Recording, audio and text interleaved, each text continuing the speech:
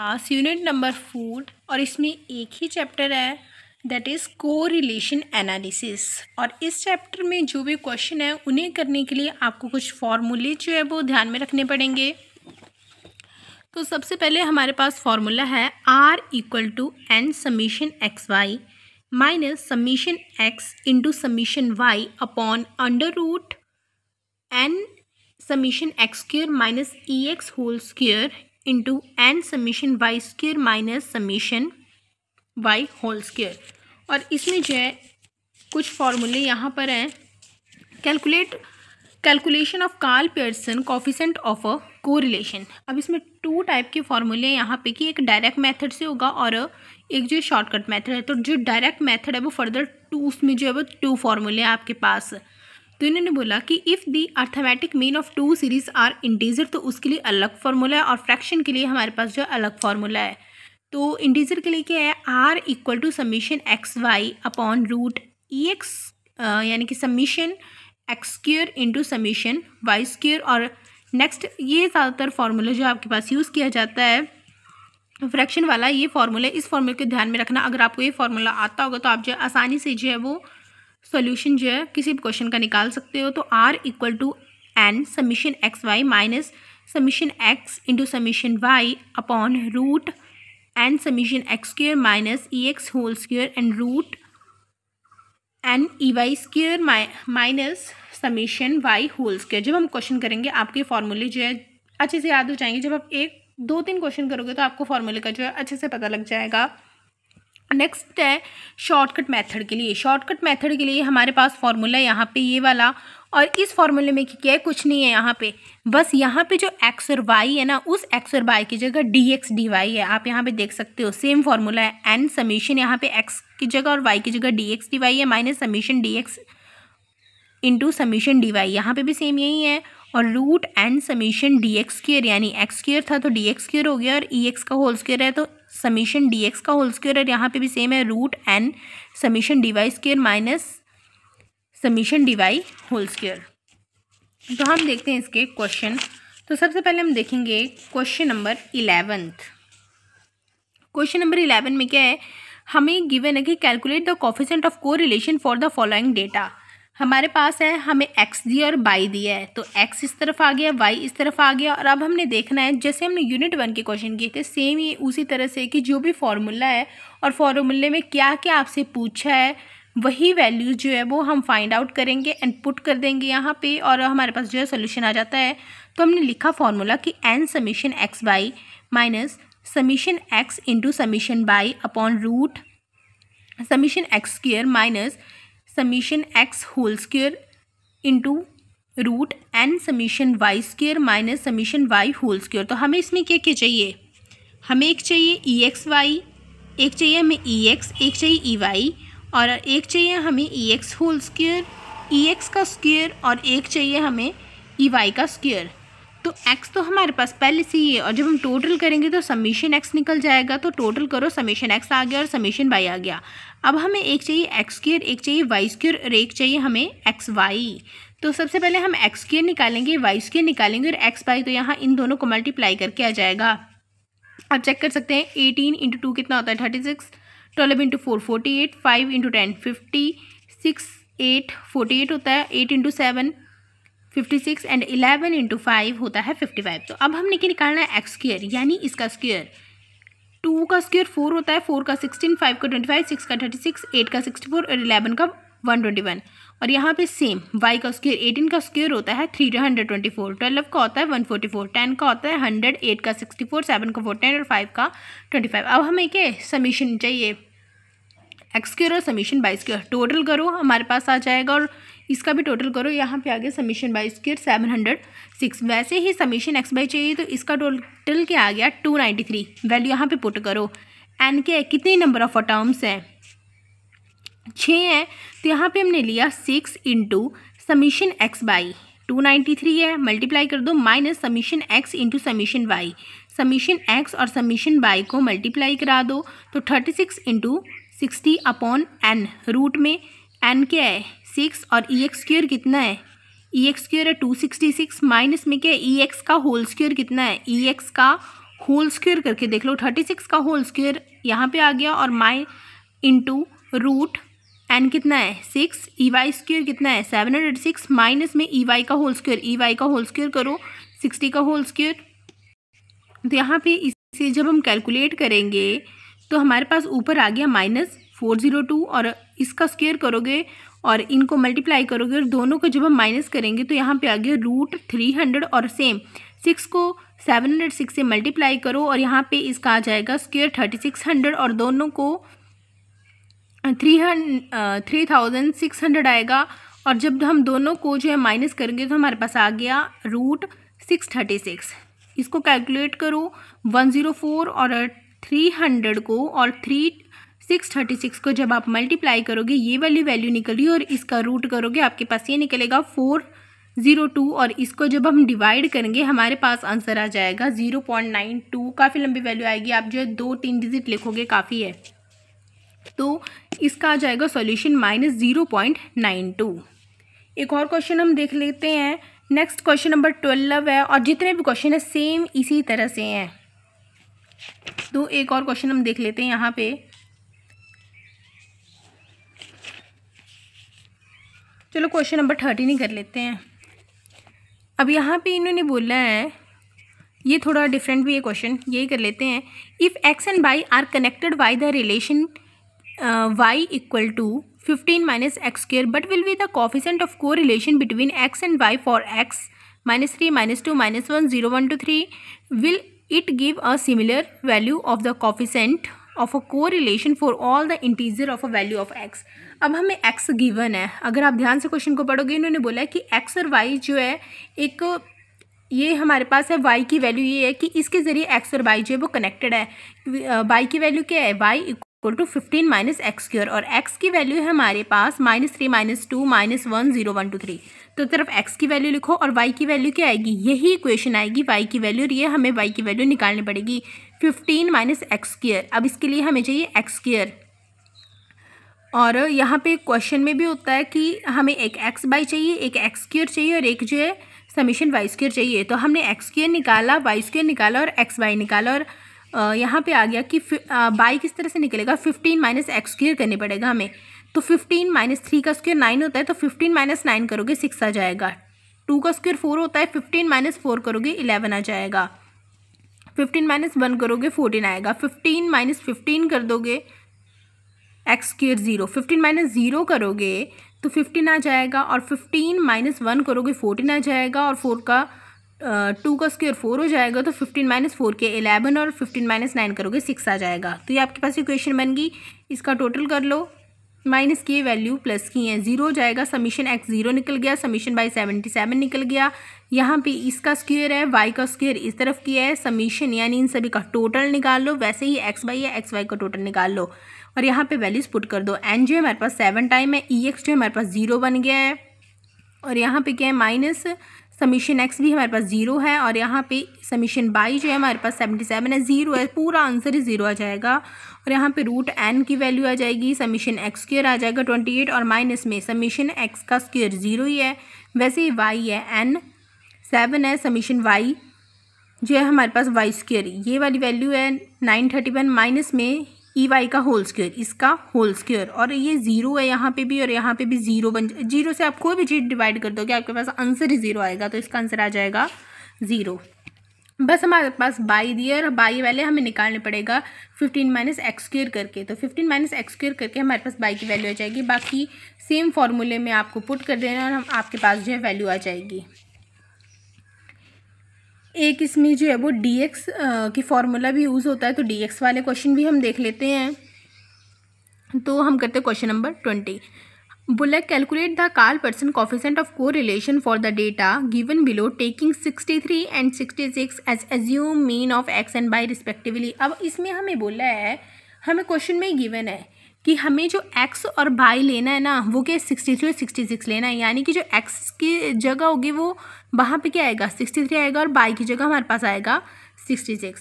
तो यूनिट 1 में आपने देखा है dx का फार्मूला, dx का फार्मूला होता है x माइनस ए, वैसे ही dy का आ जाएगा y माइनस बी। तो इसमें है फार्मूला ये और एक्स की जगह बस बाई हो जाएगा कि N summation D X D Y minus summation D X summation D Y upon root N summation D X square minus summation D X का होल स्क्वेयर और root N summation D Y square minus summation D Y का whole square. तो जो आपके पास फॉर्मूले में है वो हमें चाहिए। तो हमने क्या निकालना है, हमें एक डी एक्स निकालने पड़ेगा, एक हमें डी वाई निकालने पड़ेगा, एक डी एक्स का स्क्वेयर निकालने पड़ेगा, एक डी वाई का स्क्वेयर निकालने पड़ेगा और एक हमें डी एक्स डी वाई निकालने पड़ेगा। यहाँ पे है ना summation D X D Y. तो सबसे पहले हमें एक्स और वाई तो गिवन ही है कि एक्स का डाटा ये वाई का डाटा है, हमें जो डी एक्स निकालना है। तो डी एक्स का फॉर्मूला होता है एक्स माइनस ए और ए हमें गिवन है। हमें बोला कि हमने एक्स की जगह 63 लेना है और वाई की जगह हमने 66 लेना है। तो एक्स माइनस ए यानी यहाँ पे आ जाएगा 63 और बाई माइनस बी में बी आ जाएगा हमारे पास जो है वो 66। अब एक्स क्या होता है, ये सारा एक्स है और ये सारा वाई है। तो 60 को माइनस करो 63 से, -3 आ गया। 62 को माइनस करो 63 से, -1 आ जाएगा। 64 माइनस 63 1, 66 माइनस 63 3, 68 माइनस 63 5। उसी तरह से 70 और 72 को भी 63 से माइनस करोगे तो 7 और 9 आ जाएगा। नेक्स्ट है डी वाई। तो डी वाई किस तरह से निकलेगा, बी आपको गिवन है, वाई माइनस बी करोगे, क्वेश्चन में गिवन है तो ये आ गया 66 और y इस वैल्यू को सारी की सारी वैल्यू को 66 से माइनस करोगे। 61 माइनस 66 कितना आएगा, -5। 63 माइनस 66 -3, 63 माइनस 63 -3 सारा वैसे ही। 62 को माइनस करोगे 63 से -4 आ रहा है। इनका टोटल कर लो नीचे। नेक्स्ट हमें डी एक्स स्क्वेयर निकालने पड़ेगा। तो डी एक्स निकल गया, इसी का स्क्वेयर कर दो। 9 × 9 81, 7 7 49, 5 5 25 और 3 का स्क्वेयर 9, 1 का स्क्वेयर 1 और 1 का 1 और 3 का 9। वैसे ही डी वाई निकाल लो। 5 का 25 आ जाएगा, 3 का 9, यहाँ पे भी 9 9 9 आ गया। 3 टाइम यहाँ पे 4 आ जाएगा, यहाँ पे 1 और यहाँ पे 16। और अब हमें क्या करना है, डी एक्स डी वाई। तो एक डी एक्स ही है और डी वाई है, इन दोनों को मल्टीप्लाई करो, कितना बन जाएगा, दोनों में माइनस है प्लस ही हो जाएगा। 15 आ जाएगा, यहाँ पे 3 आ जाएगा, यहाँ पे भी 3 आ जाएगा, यहाँ पे 9 हो जाएगा, यहाँ पे 10, यहाँ पे 7 और 9 4 36। तो हमारे पास जो है ये आ गया और यहाँ पे इसका टोटल कर दो। अब जो वैल्यूज़ हैं हमारे पास फॉर्मूले में पूछिए उन्हें पुट कर दो। एन कितना है, नंबर ऑफ टर्म जो है 7 है। स्मॉल एन होता है कितनी नंबर ऑफ टर्म्स है। तो 7 into E D X D Y कितना आया है, -47 और माइनस में ई डी एक्स ये है और इंटू करना है ई डी वाई। इन दोनों को मल्टीप्लाई करा दो।